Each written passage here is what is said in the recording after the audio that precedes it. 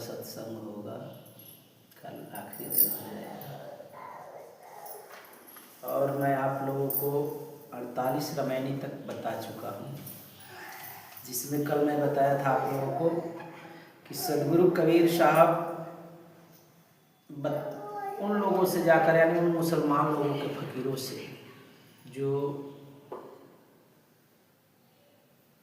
मानिकपुर में, जो गंगा नदी के किनारे एक मानिकपुर गांव पड़ता है, एक जिला इलाहाबाद में पड़ता है, तो वहाँ पर मुसलमानों के, जैसे कि वो भी बाह्य क्रिया करते हैं मुसलमान, जैसे हिंदू के ब्राह्मण करते हैं बाह्य क्रिया, पूजा पाठ अर्चन हवन यज्ञ, जिस प्रकार से ये बाह्य क्रियाएं करते हैं तो और तीर्थ व्रत करते हैं, उसी तरह से मुसलमान लोग भी करता है। और मुसलमान लोग एक दूसरे को कहता है कि तुम मूर्ति प्रस्त हो, लेकिन साहब कहते हैं कि उनको मूर्ति प्रस्त कहते हो कि मूर्तियों की पूजा करते हैं, तुम मुर्दा प्रस्त हो। तुम किसकी पूजा करते हो? कब्र में जाते हो, दरगाह पर जाते हो, दरगाह पर चद्दर चढ़ाते हो, सिद्धी मलिदा चढ़ाते हो, कुर्बानी करते हो, और दूसरे अन्य जो धर्म के लोग हैं तो उनको तुम काफिर समझ करके क्या करते हो कि जोर जुलूम कर कर उनको मुसलमान बनाने की चेष्टा करते हो। तो इसलिए कहते हैं कि ये सारी कार्य क्या है? घृणाजनक है। और जो तुम कहते हैं कि 21 पीरों की तुम यहाँ पर उनका प्रार्थना करते हो मोहम्मद साहब के नाम लेकर के, तो कहते हैं कि ये भी तो तुम्हारा मुर्दा प्रस्त है।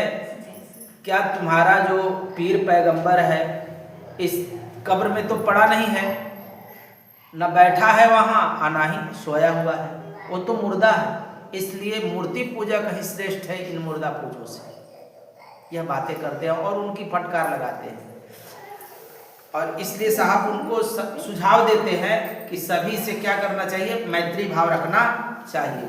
आज 49 रामायणी है, तो इसमें साहब कहते हैं उन मुसलमानों के ही बारे में आज भी कहते हैं, उन दरवेश फकीर तथा मुसलमानों से प्रश्न करते हैं आज, क्योंकि वो भी पूजा पाठ करते हैं। तो अब ये कह रहे हैं कि किस परमात्मा की तुम पूजा करते हो, उसकी शकल सूरत कैसा है। अगर तुम कहते हो कि निर्गुण परमात्मा है तुम्हारा, तो फिर तुमसे कब वो आकर कहा कि तुम कुर्बानी करो?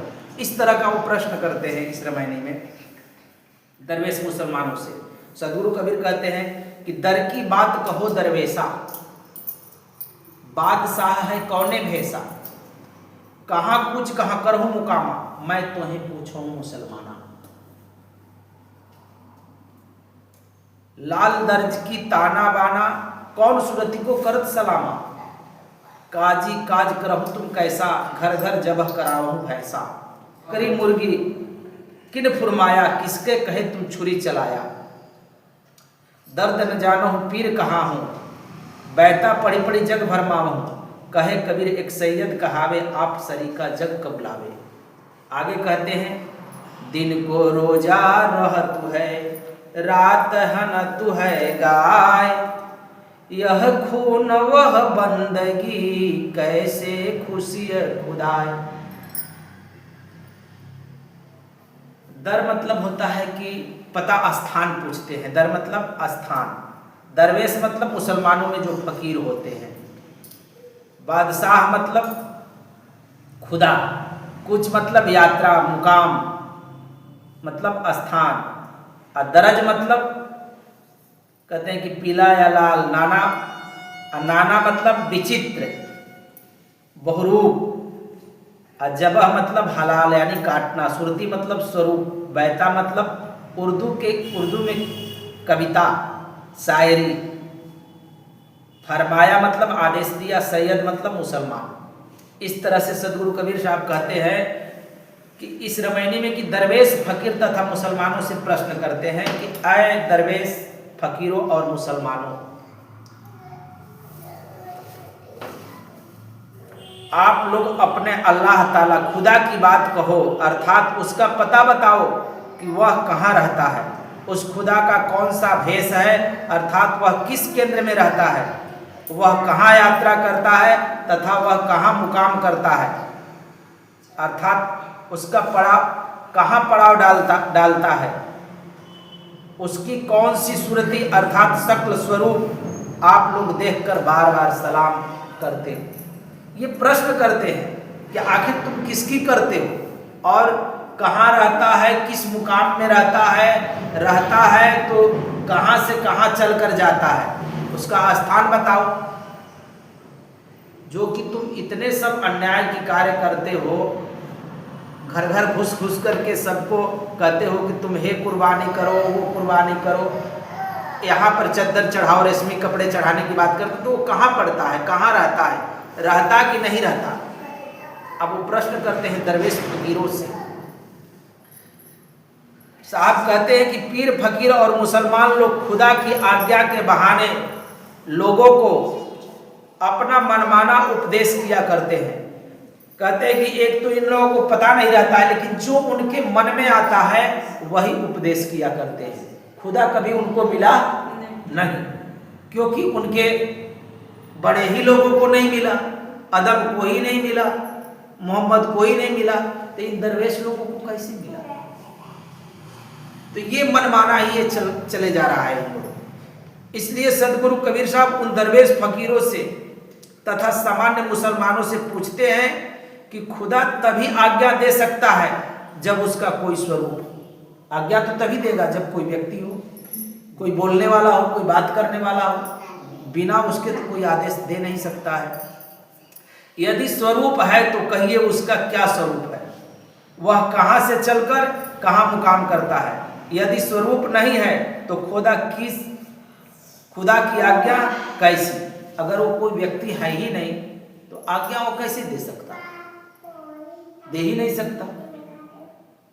अगर उसका कोई स्वरूप नहीं, कोई रूप रेखा नहीं, तो आज्ञा तो नहीं दे सकता है। आज्ञा तो वही व्यक्ति दे सकता है जिसके पास रूप रेखा है, जो बातें करता है। इसलिए साहब कहते हैं कि साकार अर्थात देहधारी ही आज्ञा देने वाला हो सकता है, निराकार नहीं। सदगुरु कबीर साहब कहते हैं कि मुसलमानों, मैं तुमसे पूछता हूँ कि वह तुम्हारा अल्लाह ताला खुदा लाल रंग का है कि पीला रंग का है कि कोई और रंग वाला है, सो रंग बताओ। या बहुत रंग रूप वाला है, सो कहिए। हे काजियों, तुम लोग ऐसा काम करते हो कि मुसलमानों के घर घर में बैठ करके गाय और पशुओं की कुर्बानी कराने का उपदेश करते हो। क्या यह प्राणियों की हिंसा कराना ही तुम्हारा कर्तव्य है? क्या यही खुदा तुमको आदेश दिया है? अब पूछ रहे हैं मुसलमानों से, क्योंकि ऐसा ही कार्य करता है। हिंदू के तो देवी मैया कहती रहती है, नए लोगों में घुस करके नहीं कहती है कि बलि दे दे तो तारा घर परिवार के सबके ठीक ठाक रखा, कहती है ना। अंदर आदमी को घुस जाएगा और कहेगी कि हमको बकरा दे दे, है ना, हमको मुर्गा दे दे, भेड़ दे दे, हम तुम्हारे परिवार को सबको ठीक रखेंगे, रक्षा करेंगे। अब वो ऐसे प्रकट होकर नहीं कहती है, वो लोगों के अंदर घुस करके कहती है। अब देवी मैया घुसती है कि उनके मन बढ़ जाते हैं, वो कहता है। अब तो वही जाने। लेकिन मुसलमानों से साहब यहाँ पर प्रश्न करते हैं, कहते हैं कि यदि तुम्हारा खुदा स्वरूप वाला साकार देहधारी है तो उसका लाल रंग है या पीला रंग है अथवा अनेक रूप रंग वाला चित्र वाला है, उसका स्वरूप कैसा है जिसको तुम लोग सलाम किया करते हो? हे काजी लोग, तुम अपने को विशेष जानकार कहते हुए भी कैसा अन्याय पूर्वक अधर्म किया करते हो। कहते हैं कि अपने आप को तो तुम विशेष ज्ञानी मानते हो और अपने को जानकार बहुत बड़ा मानते हो, लेकिन यह कैसा कार्य तुम कर रहे हो? थोड़ा भी विचार नहीं करते, जरा विचार तो करो।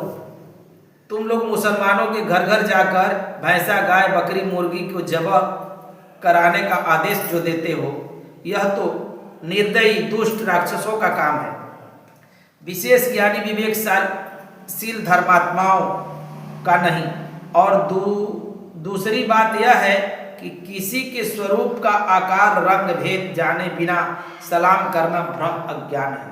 कहते हैं कि जब तक किसी के रूप रेखा अगर रंग नहीं जानते हो और ऐसे ही बिना माने मतलब के कहीं जाकर माथा पटक रहे हो, कुछ दिखाई नहीं पड़ा, यूं ही पटक रहे हो, तो किसको कर रहे हो? तो भैया भगवान को कर रहे हो। तो कहते हैं ऐसा तो करना महामूर्ख ही है। बिना माने मतलब कि तुम कहीं भी माथा पटक रहे हो, अगर वहां कोई है ही नहीं तो तुमको आशीष देने वाला कौन है? तो ये तो भ्रामक है, भ्रमणा है तुम्हारे जीवन का कि यहाँ भी भगवान है वहां भी भगवान है। इसलिए ये मुसलमान भी कहता है जर्रे जर्रे में खुदा है। खुदा को कहाँ बताता है?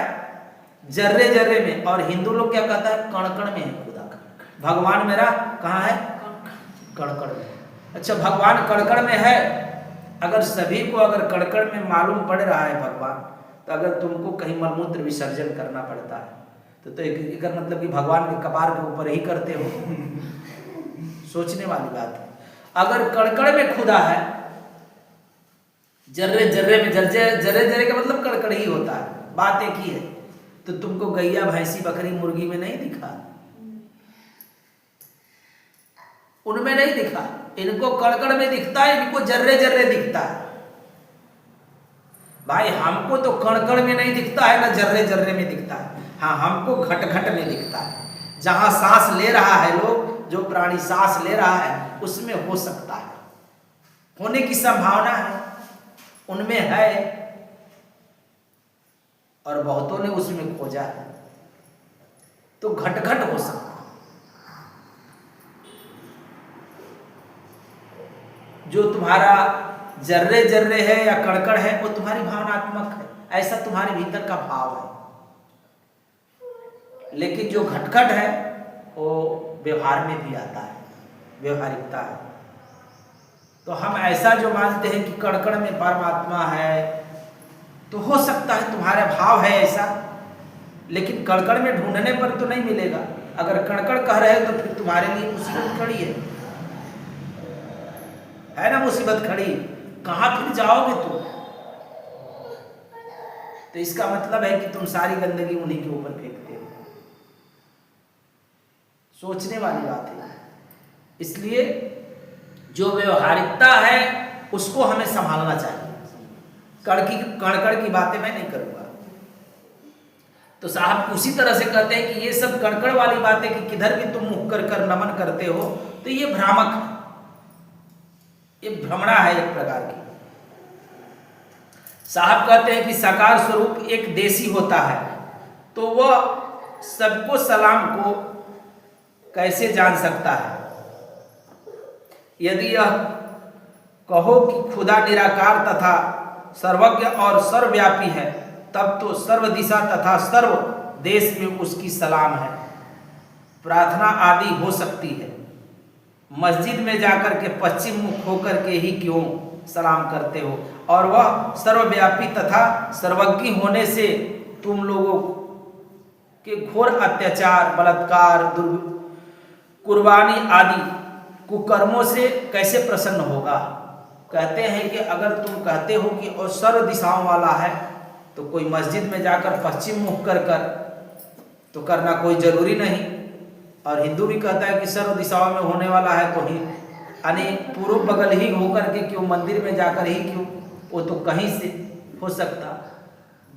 तो फिर उसके नाम पर कुर्बानी देना, कुछ भी करना, ये तो घोर अन्याय है, कुकर्म है। इस तरह की बातें उनको प्रश्न किया करते हैं साहब, और कहते हैं कि मुसलमानों का कहना तथा आचरण करना सर्वथा विरोध और असंगत है। ऐसे काजी मुल्ला एवं मुसलमान आप लोग को गाय, बकरी, मुर्गी आदि प्राणियों की कुर्बानी करने को किसने आज्ञा दिया, और किसके कहने पर तथा आज्ञा से तुमने उनके गला पर छुरी चलाई तथा चलाते हो? किसके कहे तुम छुरी चलाई? कब उससे मिला, कहां मिला, क्या कब वो खुदा ने तुमको आदेश दिया? किसके कहे पर तुमने छुरी चला दिया उसके गर्दन पर? अगर जिंदा करने की बातें आ जाए तो जीवित कर दोगे कि नहीं? जितने लोग मांसाहार जो हिंसा करते हैं, काटते हैं, इतने कहते हैं कि हम इतने खरीद करके लाए हैं या इसको लाए हैं, तो मारने के लिए तो मार देता है, काट देता है। लेकिन अगर उनको कहा जाए कि मैं उससे कई गुना ज्यादा तुमको धन देता हूं, इस मुर्गे को जीवित करो, इस बकरे को जीवित करो, इस गैया को जीवित करो, तो जीवित कर पाएगा। और जिसको जीवित करने का अधिकार नहीं, उसे मारने का अधिकार किसने दे दिया? दिया किसी ने। हम जिला नहीं सकते तो मार नहीं सकते। लोग कहता है ना, इनकी भाषा चलती है कि किसी को बनाओ नहीं तो बिगाड़ो नहीं है? तो अगर उसको हम बना नहीं सकते, उसको जिंदा नहीं कर सकते तो हम मार सकते हैं उसको? मनुष्य बेईमान है, यहाँ पर सरासर बेईमान है। उसके ईमान खो गए, उसके अंदर दया भाव नहीं है। ये देवी देवताओं के नाम पर और खुदा के नाम पर ये सबके ऊपर गला चलाते, यानी छुरी चलाते रहते हैं, सबकी गर्दनों पर काटते ही रहते हैं। जरा भी इनके हृदय में दया नहीं होती। और ऊपर से कहते हैं कि कड़कड़ में भगवान है, जर्रे जर्रे में खुदा है। और उनको किसी ने आदेश नहीं दिया, लेकिन नाम बद देते हैं। कह देते हैं कि देवी की मन्नत है, मांगा हूँ, मनौती मांगा हूँ बकरा देने के लिए। एक व्यक्ति मुझसे मिला था अभी फिलहाल में, 2-3 दिन हुआ। कहता है कि हमारी मन्नत है, बकरा देना है साहब, हम क्या करें, बड़ा असमंजस में। हम कहे कि बकरा तुमसे मांगी थी? तो हाँ मांगा है, देवी कही है कि देना है। हम कहे कब मिली थी, कहाँ मिले थे जाकर के उससे, कब मिल लिया उससे जाकर, कहाँ मिल तो नहीं, 1-2 बार सपना देखे। अब सपने की बात करते हैं कि सपना देवी दिखाई थी हमको। हम कहे कि सपने में तुम राजा भी बने थे, सपना और देखे हो कि नहीं हो? तो कहते कि बहुत सारा सपने देखते हैं। तो कि सपने में अगर राजा बन गए तो आंख खुला तो राजा थे?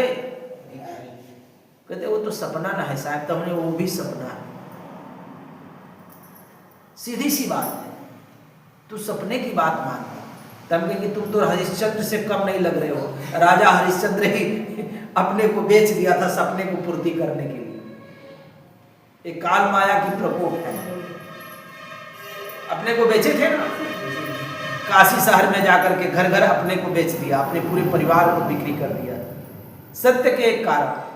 तो हम कहे कि तुम तो पाप के कारण अपने को बेच रहे हो। इसलिए साहब उन लोगों से पूछते हैं कि किसके कहे पर तुमने छुरी चलाई और चलाते हो? कहलाने को तो आप लोग पीर कहलाते हो, अर्थात गुरु कहलाते हो, परंतु पशुओं के दिल के दर्द, पीर मतलब कि दूसरे का दर्द हरने वाला, तो उसको गुरु भी कहते हैं। पीर हरे पर पीर न जाने, नाम तो पीर पड़ा है लेकिन दूसरे का दर्द हरता नहीं है। और कहते हैं कि पशुओं के दिलों के दर्द को तुम लोगों ने नहीं जानते हो, तो दूसरे की पीड़ा को जो जाने उसी को पीर कहते हैं, जो दूसरे की पीड़ा को जाने। तुम लोग दूसरे की पीड़ा को जानते नहीं हो तो पीर कैसे हो? तुम लोग उर्दू के शेर तथा शायरी को पढ़ पढ़ कर संसार को भ्रम में डाले हो, अर्थात हिंसा आदि कुकर्म और अभक्ष भक्षण कराकर नर्क में डाल रहे हो। यानी सभी प्राणियों को, एक तो जो खाने वाली चीज नहीं है उसे सबको खिलाते हो, और जो कर्म करने योग्य नहीं है उसको ही तुम कराते हो, और सभी जीवों को तुम कहाँ डाल रहे हो? तो नर्क भेज रहे हो। तुम यही कार्य करते हो। साहब कहते हैं कि आप लोग खुद हृदय से विचार करिए कि पशु आदि प्राणियों को मारते समय उसको कितना पीड़ा होता होगा। इसको तुम लोग जानते नहीं हो तो तुम लोग पीर कैसे? ऐसी स्थिति में तुम लोग व्यर्थी उर्दू के शायरी को पढ़ पढ़ कर जगत को भ्रम में डाला करते हो। साहब कहते हैं कि मुल्ला, काजी तथा मुसलमान लोग यह कहा करते हैं कि खुदा की आज्ञा से हम लोग गाय वगैरह प्राणियों की कुर्बानी किया करते हैं और अपने लिए नहीं। ऊपर से ये भी कहता है कि हम अपने लिए नहीं करते हैं। अच्छा, ये भी देखते हैं कोई को मन्नत रहता है, चाहे सकारा रहता है कि हम देवी माई को चढ़ाएंगे, तो क्या कहता है? कर्जा लेकर के बकरा खरीद लाएगा। नवरात्रि में बड़ी काटता है नहीं कि मन्नत बा का करी, माइये वही तरह के कर देले वाली। भाई अजीब अजीब सा हाल रहता है इन लोगों का। इसीलिए वो झाओं की भ्रमणा की वो झाई चला करती है यहाँ पर। यानी सबसे ज्यादा तो हम यही कैमूर जिला में देखते हैं, और कैमूर जिला में देखते हैं 2-2 जगह ये ओझाओं का अड्डा है। कहाँ कहते हैं? एक बिहुर कहते हैं, और एक जगह कौन सा जगह है जी? ओझा लोग नहीं जाता है बिहुर में, और एक जगह और कहीं जाता है, गिराऊ बर्फ। देखो लोग जाते, हाँ, तो रोहतास जिला में तो इधर ही ये लोग, जो आप ये बनारस से चलेंगे ना, तो बनारस से लेकर के और गया तक बहुत सारे भूत का अड्डा है। इधर ही दो दो बड़े बड़े, जैसे अन्य जगहों पर जाएंगे तो धर्म स्थल बड़ा बड़ा बना रहता है कि यहाँ पर लोग आएंगे, भंडारा होगा या क्या कहते हैं कि वहाँ पर सत्संग होता है, प्रवचन होता है, लोग बैठते हैं। वैसे यहाँ पर नवरात्रि में भूतों की बैठक होती है। एक वो घिनऊ बरमतर और एक इधर बिऊर में, ये दो स्थान है और दूर दूर के लोग भी वहां जाया करते हैं। और मैं सुना हूं कि वहां पर लाखों की संख्या में भीड़ होती है। ये कौन लोग हैं? ये सभी मनुष्य ही हैं कि दिग्भ्रमित लोग हैं। ये सभी भ्रमणाओं में पड़े हैं। इनके माइंड में ऐसा बैठा हुआ है कि प्रेत है, इनको प्रेत पकड़ लिया, ऐसी भटकते हैं और कहते हैं कि वो बकरा मांग लिया, माई मांग लिया, इनको दो उनको दो। छोटे छोटे अमुक पशुओं को हत्या किया करते हैं। वैसे ही ये लोग, इन लोगों में भी है, मुसलमानों में भी है। लोग कहते हैं मुसलमान अच्छे, नहीं, ये तुम्हारी समझ में ऐसा है। वो तो तुमसे भी गए गुजरे हैं, हिंदुओं से भी वो नीचे स्तर पर है, बहुत ही नीचे स्तर पर है हिंदुओं से।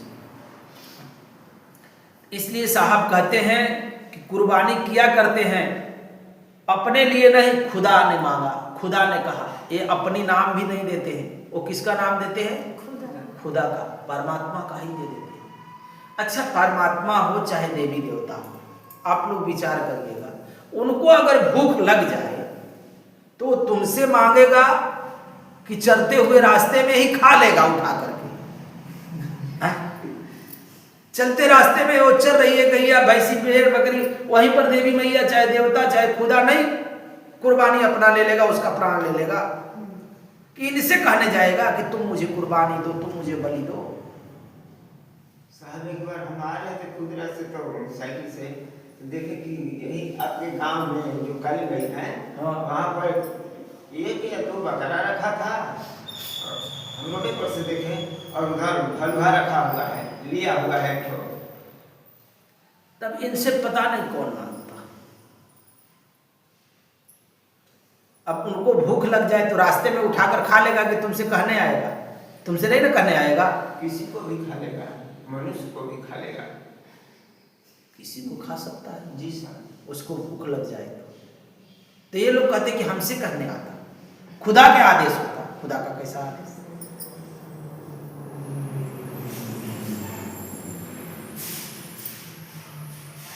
आगे साहब कहते हैं कि इसी का खंडन करते हुए सदगुरु कबीर साहब कहते हैं कि वह तुम्हारा खुदा निराकार है कि साकार? यदि निराकार है तो आज्ञा दे नहीं सकता, और यदि साकार है तो वह कहाँ पर रहता है और कैसा है, और उसका स्वरूप कैसा है, और वह कहाँ से चलकर कहाँ पर ठहरता है, इसका उत्तर नहीं दे सकते हो, और केवल इतना ही कहते हो कि कुर्बानी के लिए खुदा ने आज्ञा दी। कहते हैं कि ये सब मेरे प्रश्नों का तुम उत्तर नहीं दे पा रहे हो कि कहाँ रहता, कहाँ से चलकर कहाँ जाता, कौन रंग रूप वाला है, और सिर्फ इतना कहते हो कि वो आज्ञा दे दिया है कि कुर्बानी करो, लेकिन इसकी पता तुम बताते नहीं। यह कितना कमजोर और विरुद्ध उत्तर है। कहते हैं कि बहुत ही तुम कमजोर जैसी बातें करते हो, हे मुसलमान काजी मुल्लाओं या दरवेश मुसलमानों। सभी से कहते हैं कि ये तुम्हारा उत्तर ही कमजोर है, ये बताते ही नहीं हो तुम। सदगुरु कबीर साहब कहते हैं कि एक प्रकार के सैयद नाम का मुसलमान कहे जाते हैं, उनमें मुगल पैठान सैयद शेख होते हैं। तो जैसे सैयद होते हैं, जैसे तुम्हारे में ब्राह्मण होते हैं, हिंदुओं में क्या है, ब्राह्मण होते हैं, तो उनमें सैयद है, वो मुसलमान सैयद होते हैं। तो कहते हैं कि एक प्रकार के सैयद नाम के मुसलमान कहे जाते हैं। वे अपने को और मुसलमानों की अपेक्षा श्रेष्ठ मुसलमान मानते हैं। कहते हैं कि मैं श्रेष्ठ मुसलमान हूँ। जैसे ब्राह्मण अन्य हिंदुओं की अपेक्षा अपने को श्रेष्ठ मानता है, वैसे ही तो कहते हैं वे लोग अपने समान ही हिंसा आदि वर्ताव अर्थात व्यवहार करने के लिए दूसरे से भी कबूल अर्थात स्वीकार कराते हैं। कहते हैं कि जो दुर्व्यवहार है और जो हिंसा कर्म है वो दूसरे से कबूल करवाते हैं। अपने जो किया करना है वही चीज दूसरों से कहते, प्रेरित करते हैं कि तुम ऐसा करो। जैसे हिंदुओं में ब्राह्मण क्या करता है, अन्य लोगों को क्या करता है, प्रेरित करता है। बकरा को अगर बलि देना है तो पंडित जी मंत्र पढ़ने आते हैं, लेकिन काटने के लिए कह दिया जाए तो काटता नहीं है। तो वो एक दूसरे को आगे बढ़ाता है, तुम ऐसा करो कुछ नहीं होगा, हम तो देख ही लेंगे, ये प्रेरित करता है। और दूसरे अन्य जात के लोगों को, अन्य धर्म के लोगों को मुसलमान भी बनाता वही है, सैयद ही मुसलमान भी बनाता है। कहते हैं कि वे लोग जैसा अहिंसा करते हैं वैसे ही अन्य मनुष्यों से भी कराते हैं, अर्थात सबको अपनी मुस्लिम मजहब में लाने के लिए हिंदुओं को बलात्कार से मुसलमान बनाने के लिए प्रयास करते हैं। कहते हैं कि दूसरे को मुसलमान बनाना है तो उनके साथ जबरदस्त जोर जुर्म बलात्कार जैसी प्रक्रिया करते रहो। अतः यह मुसलमानों के लिए कल्याण का मार्ग नहीं है। यानी सदगुरु कबीर साहब मुसलमानों को कहते हैं कि ये कोई तुम्हारा कल्याण का मार्ग नहीं है, क्योंकि वे स्वयं हिंसक कर्म करते और औरों को ही भी बलात्कार कराते हैं। इसलिए आगे साहब कहते हैं कि दिन को रोजा रहता है रात हनत भय का, यह खून वह बंदगी कैसे खुशी खुदा। अर्थात सदगुरु कबीर साहब कहते हैं कि हे मुसलमानों, आप लोग तो दिन भर अर्थात समस्त दिन रोजा रहते हो और संध्या काली रात्रि के समय गाय को मारते हो अर्थात कुर्बानी करते हो। भला विचार करिए कि यह इतना बड़ा खून अर्थात गाय की कुर्बानी आदि दुष्कर्म और रमजान के दिनों में दिन भर रोजा रहना, बोटी से खुदा को प्रसन्न करने के लिए बंदगी, इन दोनों कर्मों को देखकर खुदा तुम्हारे ऊपर कैसे खुश होता है कि दिन भर तो खुदा के नाम पर तुम कुछ खाए पिए नहीं और सांझ होते ही क्या करते हो, गैया को काट देते हो, इतनी बड़ी हिंसा पापादि कर्म करते हो।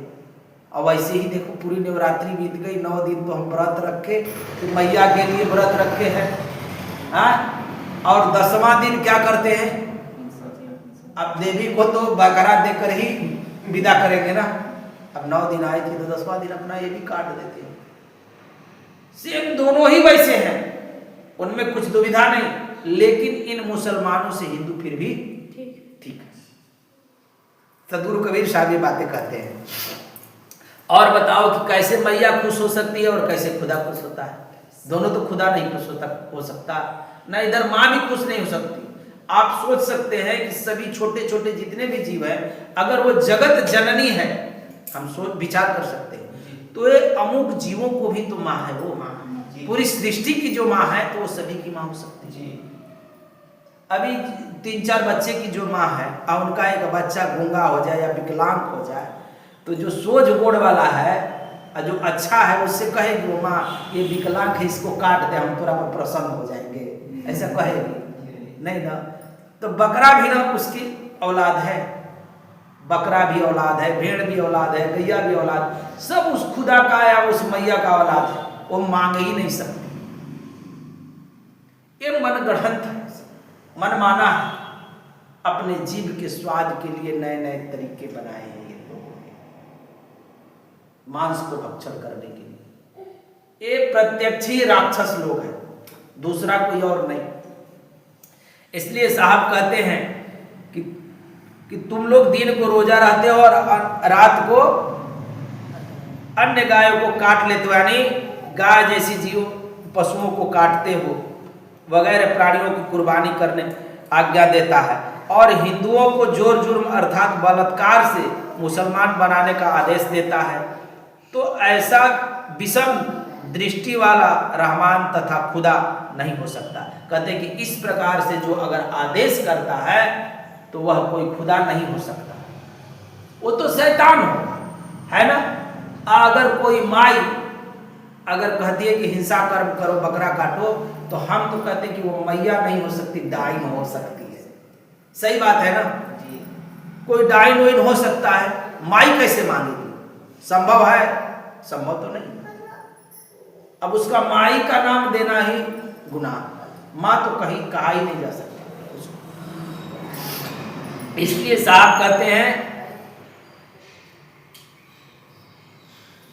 कि हिंदुओं को बलात्कार पूर्वक मुसलमान बनाने का आदेश दे सकता है, उसकी अब सब पर एक समान दृष्टि होती है। क्योंकि जो खुदा होता है उसकी दृष्टि सब पर क्या होता है, वो हिंदू मुसलमान तो करता नहीं कि तुम हिंदू हो वो मुसलमान है, वो तो सब सूरज निकला है तो ऐसा नहीं ना कहता है कि ये मुसलमान है, हमको जल नहीं ढारा तो मैं इसको रोशनी नहीं दूंगा। सूरज ऐसा करता है। जब प्रत्यक्ष सूरज नहीं कर रहा है जो हिंदुओं का देवता है तो कहता ना कि जो यहाँ पर मुसलमान है, बौद्धि है, जैनी है, अन्य अन्य ईसाई है, इसको मैं प्रकाश नहीं दूंगा क्योंकि इसने तो जल नहीं गिराया। वो भी कह सकता है। वैसे खुदा तो है कड़कड़ में, तो यहाँ पर सभी मनुष्य के लिए खुदा है, तो खुदा तो ये नहीं कहता होगा कि ये देखो ये ईसाई है या ये हिंदू है या अन्य कोई धर्म वाला है, तो ऐसा तो वो छांटता नहीं कि छांटेगा।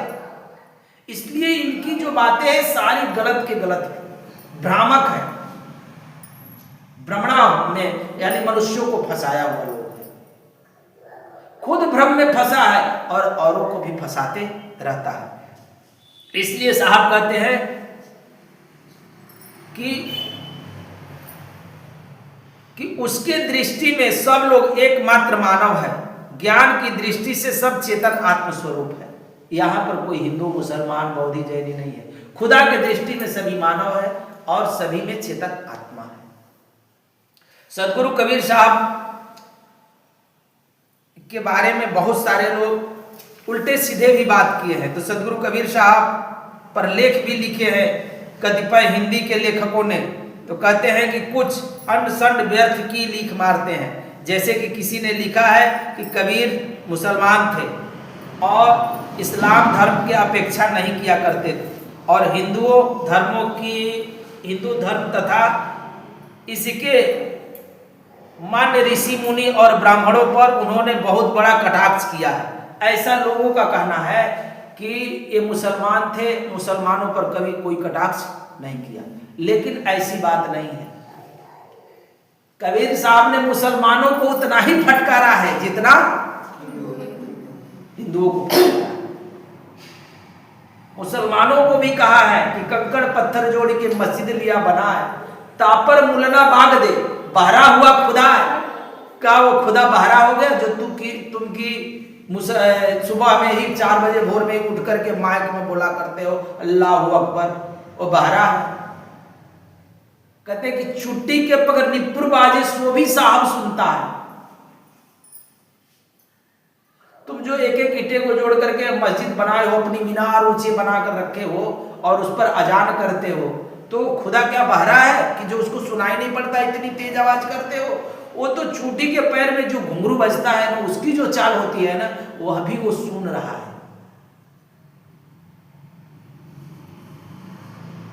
ऐसा साहब मुसलमानों पर भी कटाक्ष किए हैं, मुसलमानों से भी काफी प्रश्न किए हैं। ऐसा नहीं, कुछ लोगों का ऐसे हिंदी लेखकों का ऐसा कहना है, लेकिन नहीं, कबीर न हिंदू थे न मुसलमान थे, मुसलमान भी नहीं थे और ना ही सिख तकी को गुरु बनाए थे। इन लोगों के ये भ्रामक है और कहते हैं कि हमारे धर्म के ऋषि मुनि और ब्राह्मणों पर उन्होंने बड़ा ही कटाक्ष किया है, शेख तक की उनके गुरु थे, ऐसा उन लोगों का मानना है। और फकीर तथा सूफी का प्रभाव उन पर बहुत पड़ा था इत्यादि उन लेखकों का कहते हैं साहेब अविचार तथा असत्य पक्षपात पूर्वक झूठा कथन है, क्योंकि जिन्होंने ऐसी बातें बताता है तो कहते हैं कि ये सब सारी झूठी कथन है, कोई मुसलमानों की उन्होंने छाव छूप नहीं किया, सब बातें व्यर्थ है, बल्कि वो हिंदुओं को मुसलमान बनाने पर बल्कि रोकथाम किया है, उनको सहारा दिया है कबीर साहब। और कटाक्ष तो ब्राह्मण और मुल्ला मौलवियों पर किया है, दरवेशों पर किया है। सदगुरु के बारे में क्योंकि इस रामायणी को देखने से यह स्पष्ट हो जाता है कि औरों की तो बात क्या किया, नबी हबीब इत्यादि शब्दों से साक्षात हजरत मोहम्मद साहब पैगंबर तथा पर सीधा आक्षेप किया गया है। क्योंकि कल और आज के बारे में देख करके इन दोनों रामायणी से और पहले 2-3 रामायणी है, तो इससे पता चलता है कि सदगुरु कबीर साहब ने उनके बड़े पैगंबर हजरत मोहम्मद और उससे बड़े अदम हैं, वो सभी पर हस्तक्षेप किए हैं किसी को इन्होंने छोड़ा नहीं सदगुरु कबीर साहब ने। कहते कि उनके विचार को अमल तथा हराम शब्दों से नापाक अपवित्र बतलाया गया है। पीर शेख तकी तथा फकीर सूफियों का नाम लेकर के उनके सिद्धांत का खंडन किया गया है। यह एक मुकरवा रहा भुलाई, इस तरह से शब्द से उनकी भूल बतलाई गई है। केवल यही नहीं किंतु कबीर साहित्य में पद पर इस्लाम धर्म की आलोचना की गई है। जैसे कि सदगुरु कबीर साहब कहते हैं कि भूला वे अहमक नादान, तूने घटगट आत्म राम न जाना, तूने बरबस आय के गाय पछारी, गला काट जीव आप लिया, जीते जी मुर्दा कर डाला, तिसको कहत हलाल किया, जा हमांस को पका पाक कहत है, उसकी उत्पत्ति सुन भाई, रज बीरज की मांस उत्पत्ति सो सांस न पाकी तुम खाई,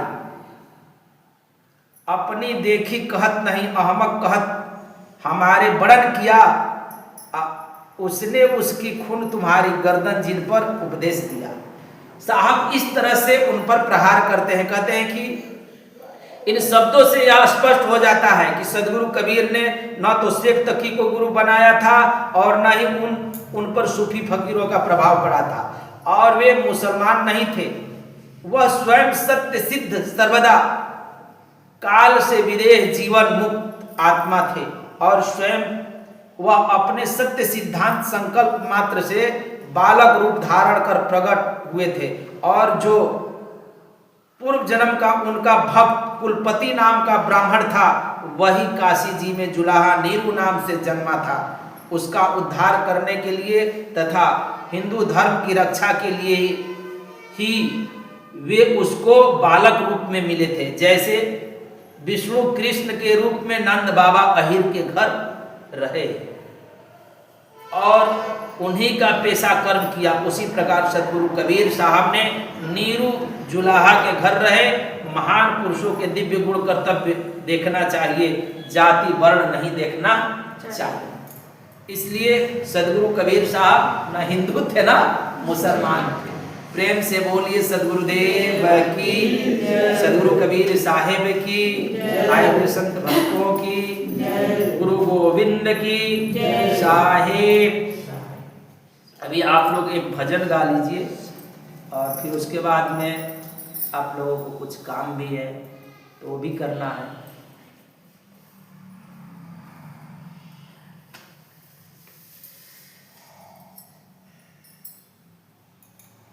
प्रीत लागे जन जगवा से मोरा, साहिब जी रहुआ आई नगरी।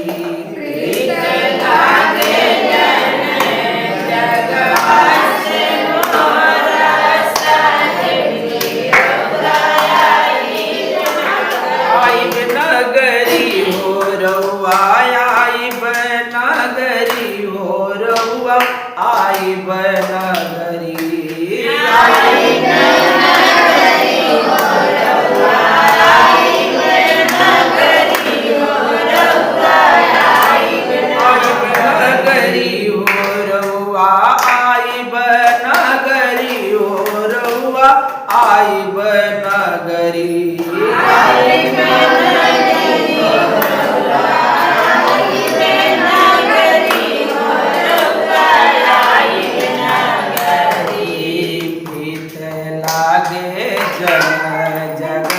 से मोरा, साहिब जी रहुआ आई नगरी।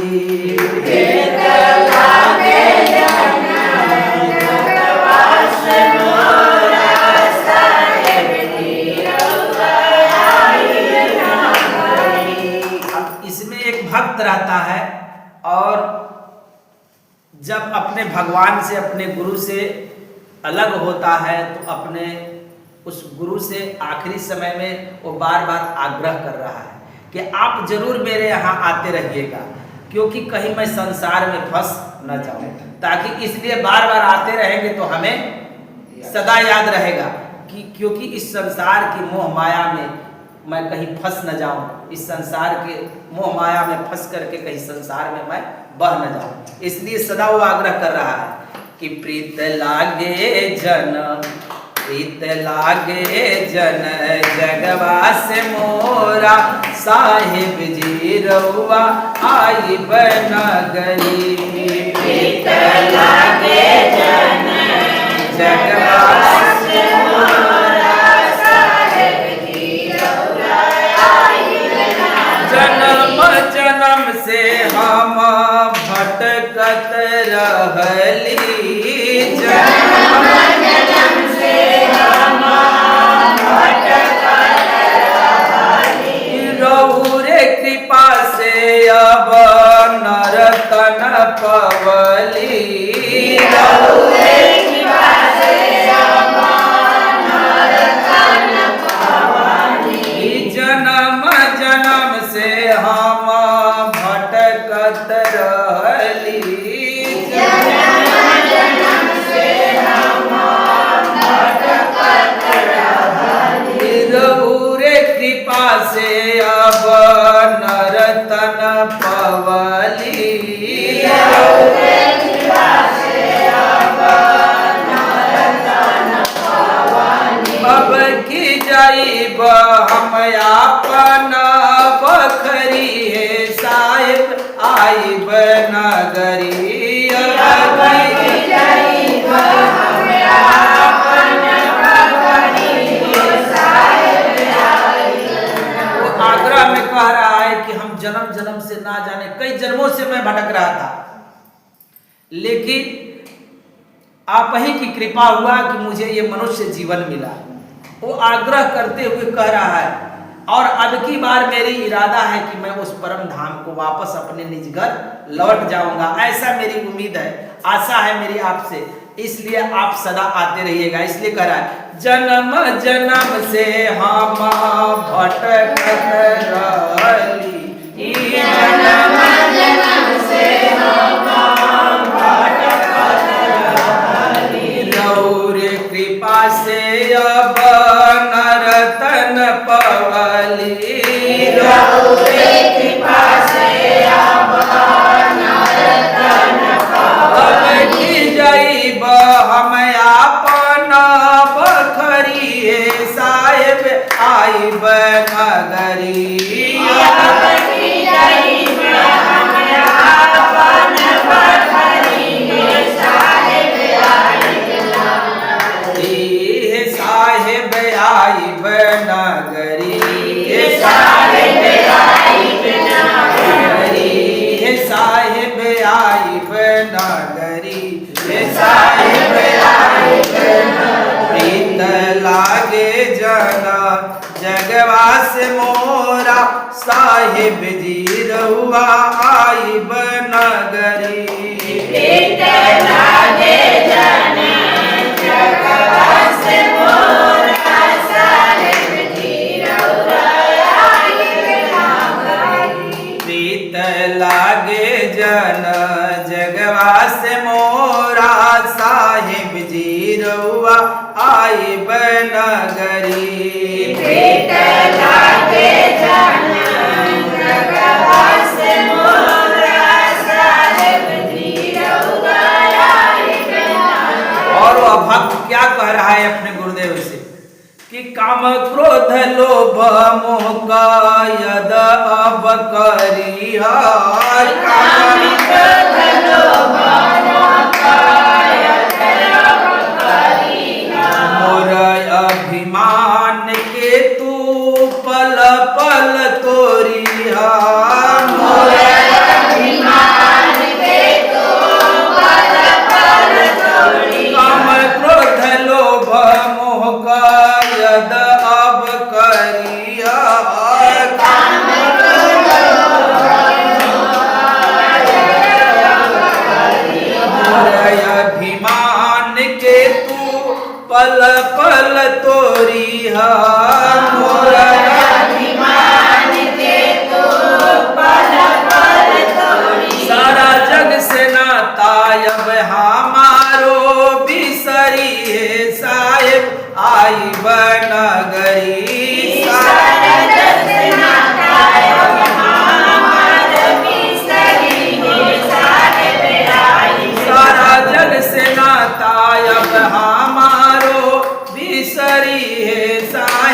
आइब नगरी।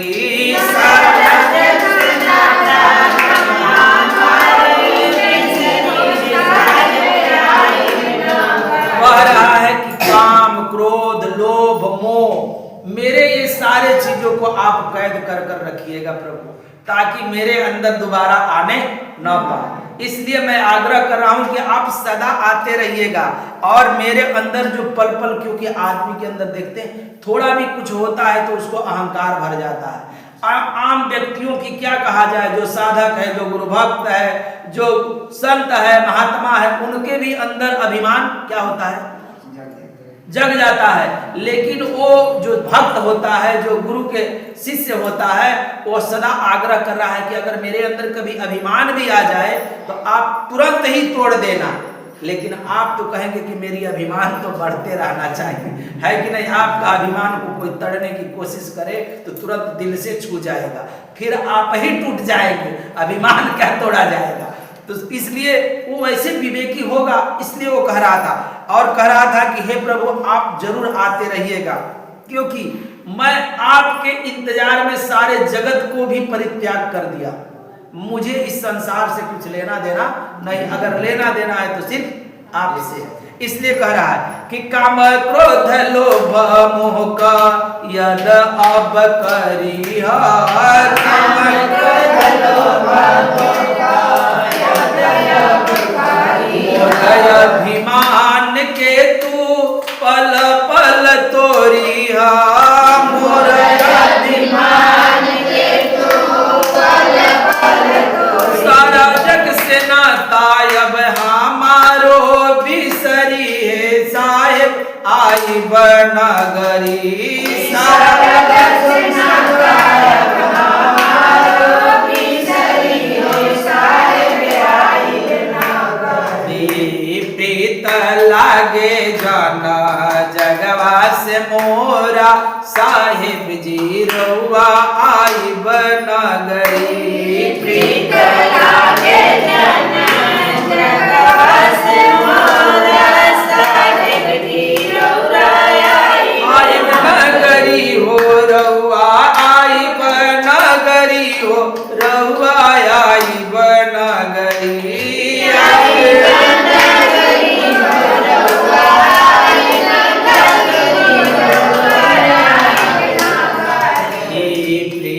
लागे जाना जगवा से मोरा, साहेब जी रउआ आई बनगरी। लागे जाना जगवा से मोरा, साहेब जी रउआ आई बनगरी। अब वो और क्या कह रहा है, कह रहा है कि हम बानी गरजी अब अरजी करीला। हम बानी गरजी अब अरजी करीला। अब भूलल बानी रहिया हम भटकत फिरीला। भूलल बानी रहिया हम भटकत फिरीला। हम बानी गरजी अब अरजी करीला।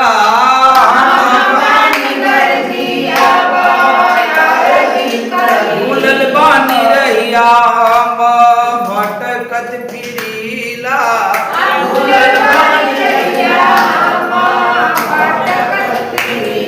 मर्जी जवाने होइत तवने करती है, साहेब आई बनगरी।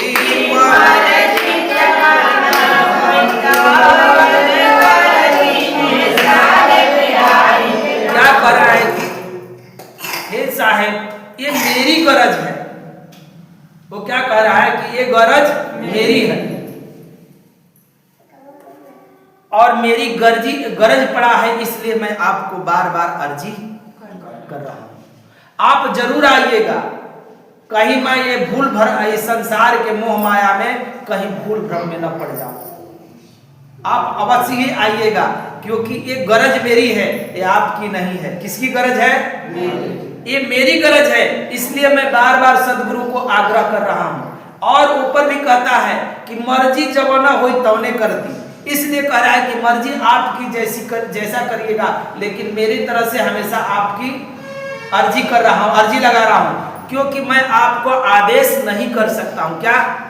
मैं आपको आदेश नहीं दे सकता हूँ, क्योंकि मैं उस योग्य नहीं हूँ। इसलिए मेरी गरज सदा है, बाकी इच्छा आप ही की है कि आप आएंगे कि नहीं, ये तो मेरी गरज है। इसलिए मैं बार बार आपको आग्रह कर रहा हूँ। इसलिए हम सभी की ये गरज है उस परमात्मा की, उस सदगुरु की। इसलिए हम लोग बार बार उनकी अर्जी कर सकते हैं, मर्जी उनकी, चाहे वो जैसा करे। इसलिए साहब कह रहे हैं कि हम बानी गरजी अब अर्जी करीला, हम बानी गरजी अब अर्जी करीला। अब हम लोगों के अंदर मालूम है कैसा होता है, अइबत आओ नहीं तो जाना ना, अइबत हमार दिन बीत ना जाएगा, तोरा द्वारे हम अटकल थोड़ो बन। हम नहीं, हम लोग के अंदर तो ऐसा ही है भावना कि आओगे तो आओ, नहीं आओगे तो कोई बात नहीं, हम लोग बना खा लेंगे अपना, ठीक है ठीक है, ऐसा होता है। लेकिन उस व्यक्ति के अंदर ऐसा भाव नहीं है। वो क्या कह रहा है अपने गुरु से कि हम बानी गरजी अब अर्जी करीला, हम बानी गरजी अब अर्जी करीला, बुलल बानी रहिया हम भटकत फिरीला, बुलल बानी रहिया हम भटकत फिरीला, मर्जी जवाने होइत तमने करती है साहेब आई बनगरी, मर्जी जवाने होइत तमने करती है साहेब आई बनगरी। उतनी समझ हमको नहीं है, समझ तो आपको है। इसलिए हम बार बार यही कहेंगे कि आप आते रहिएगा, हम ये बात नहीं कहेंगे कि नहीं आइएगा, लेकिन आपको जैसा ठीक लगेगा वही काम करिएगा। इसलिए कह रहा है कि मर्जी जवाने होई तमने करती है साहेब आई बनगरी, मर्जी जवाने होई तमने करती है साहेब आई बनगरी। कह रहा है कि आप जरूर आइएगा, क्योंकि आपसे अच्छा और कौन जान सकता है। इसलिए हम तो आपको आदेश भी नहीं कर सकते हैं, ये भी नहीं कर सकते कि नहीं काहे नहीं आएगा, आइएगा नहीं तो फिर ठीक नहीं होगा। लेकिन आप लोग तो ये कह सकते हैं, है कि नहीं। लेकिन वो कह रहा है कि नहीं साहब, हम ये बात कभी आपसे नहीं कर सकते हैं, क्योंकि आपसे अच्छा और कोई मुझे जान नहीं सकता है।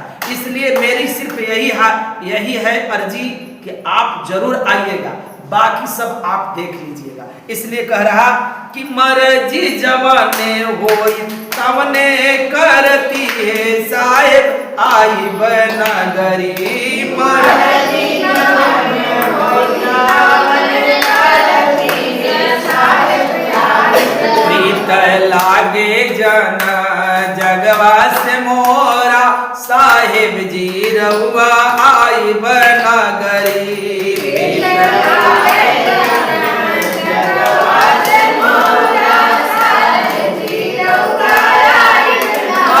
नगरी हो रउआ आई बनगरी, हो रउआ आई बनगरी,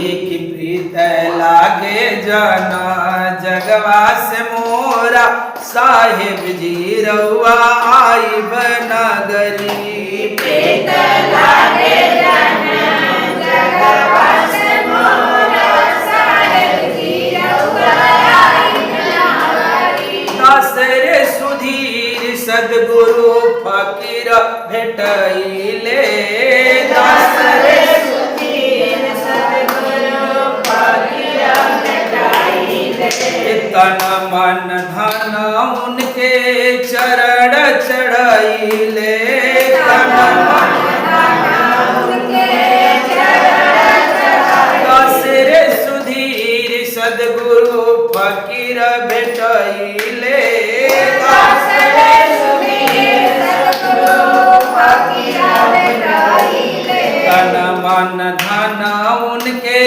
चरण चढ़इले, तन मन धन उनके चरण चढ़इले, वही पकड़ झट चलावे डगरी साहेब आई बनगरी,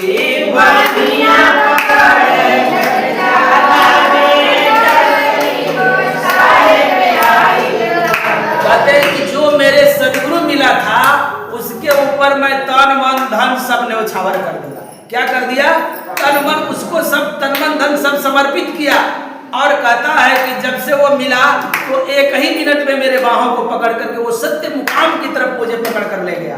इसलिए कह रहे हैं कि दासरे सुधीर सदगुरु फकीर भेटइले, दासरे सुधीर सदगुरु फकीर भेटइले, तन मन धन उनके चरण चढ़ाइले,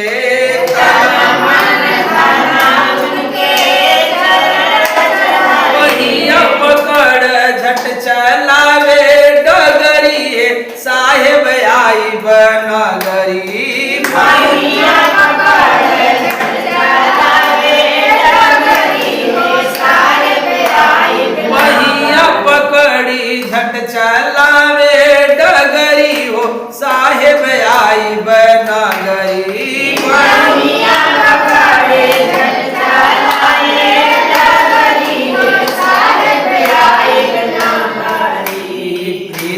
लागे जन जगवा से मोरा साहिब जी रउआ आई बनगरी, प्रीत लागे जन जगवा से मोरा साहिब जी रउआ आई। कहते हैं कि वो बाह पकड़ करके जरा भी विलंब नहीं करता है और तत्काल ही उस मुकाम तक लेकर चलना शुरू कर देता है।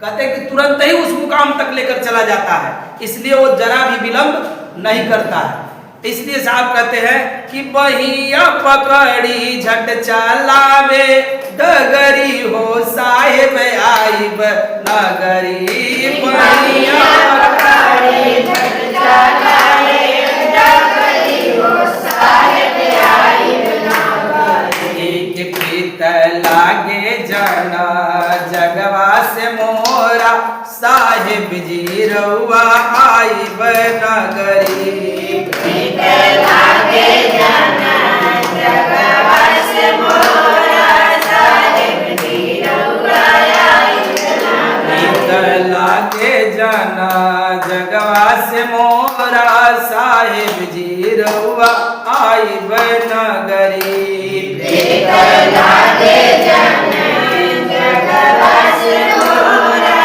साहिब जी रउआ आई बनगरी हो रउआ आई बनगरी हो रउआ आई बनगरी,